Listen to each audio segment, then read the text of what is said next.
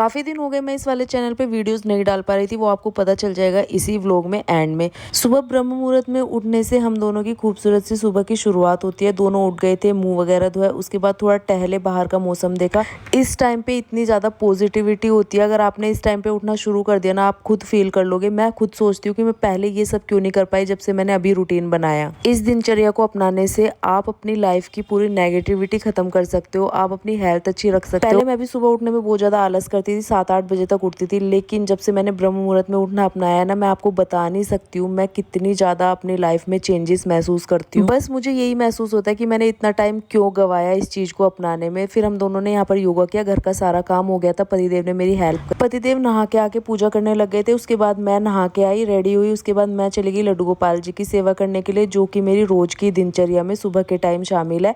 फिर मैंने लड्डू गोपाल को एसी में बिठाया क्योंकि बाहर बहुत ज़्यादा गर्मी होती है। उसके बाद आज मेरी बहन को ना थोड़े लेबर पेन हो गए थे, तो उसको हॉस्पिटल में एडमिट किया और उसको इतने ज़्यादा पेन हो रहे थे, मुझसे देख ही नहीं जा रही थी। फिर हमने सर्जरी के लिए बोल दिया एंड में, क्योंकि 5-6 घंटे के पेन लेने के बाद ना, नॉर्मल पेन जब वो ले रही थी तो बेबी के गले में प्लेसेंटा फंस गई थी, तो इस वजह से बहुत ज़्यादा दिक्कत बनने लगी थी। डॉक्टर ने भी बोला कि अब रिस्क नहीं ले सकते, तो हमने भी उनको बोल दिया कि नहीं ठीक है, सर्जरी ठीक है, अब क्या ही कर सकते हैं, सिर्फ कोशिश कर सकते हैं, और अगर कोशिश से नहीं चीज़ें होती है तो फिर रिस्क नहीं ले सकते हैं।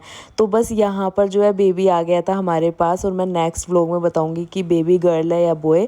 तो हम इस चीज़ से ना, इतने सालों से मैं इंतज़ार कर रही थी, क्योंकि आप लोगों को पता ही है 10 साल हो गए हैं मेरे पास भी कोई बेबी नहीं है। सालों बाद आज हमें ये खुशी मिली है मेरी छोटी बहन के द्वारा, जो हमें ये मतलब हम इतना ब्लेस्ड महसूस कर रहे थे ना आज, और इतने सालों बाद हमें ये खुशी मिली है। फिर उसके जीजू मिलने आए तुरंत ऑफिस से, क्योंकि हमने उन्हें बता दिया था। फिर पापा भी यहीं थे, मम्मी, मैं, सब यहीं थे, और इतनी अच्छी फीलिंग थी ना ये, मतलब मैं आपको बता नहीं सकती शब्दों में। फिर मैंने अपनी बहन को देखा सबसे पहले जाते ही, और वो कैसी है, क्योंकि बेबी तो थोड़ी बाद ही आया था उसके, और उसके बाद मैंने उसका हाल चाल लिया। पेन में तो बहुत ज़्यादा थी वो, लेकिन क्या करे, ये सब तो चीज़ें लेडीज़ को सहनी ही पड़ती है। उसको देख के और उसके बेबी को देख के मैं बार बार इमोशनल हो रही थी, ये खुशी की चीज़ें थी। और उसके बाद मेरे पतिदेव जो है केक लेकर आए थे, क्योंकि मैंने उनको पहले बता दिया था कि हमारे घर बेबी आ चुका है, तो वो केक लेकर आए थे। और आप केक से अंदाज़ा शायद लगा ही लोगे कि बेबी गर्ल आई है या बेबी बॉय, तो मैं आपको वैसे नेक्स्ट व्लॉग में बताऊंगी, लेकिन आप लोग कमेंट कर सकते हैं अगर आप केक से अंदाज़ा लगा लोगे। फिर मैं उसको लेके बैठी, हम दोनों उसे ही देखते रहे। तो इस वजह से मेरे व्लॉग्स नहीं आ रहे थे, लेकिन अब कंटिन्यू आएंगे। कैसा लगा आज का व्लॉग, मिलती हूँ नए व्लॉग में, तब तक के लिए बाय बाय, टेक केयर।